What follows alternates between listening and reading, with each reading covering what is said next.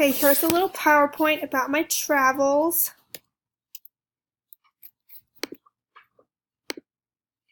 I went to London and I lived there for 3 months as part of my study abroad program. I took classes at the University of London, which is right next to like Big Ben, so like a 5-minute walk away from it. Beautiful. One of my favorite places to travel.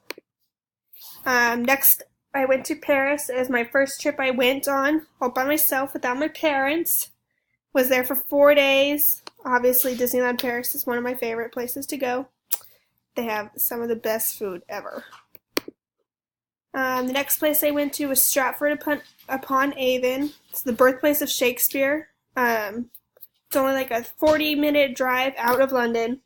We toured his childhood house, which has obviously been updated for safety reasons, but pretty much the same as when he lived in it. The whole town looks just like that, too. Next, I went to Copenhagen, one of my most favorite places that I visited. It rained near constantly the entire time I was there, but it's okay.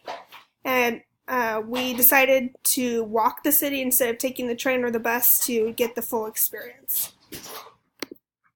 My last adventure was Oslo. It's where my family's from. Was there for 3 days. It was freezing cold, only a maximum of like 45 degrees.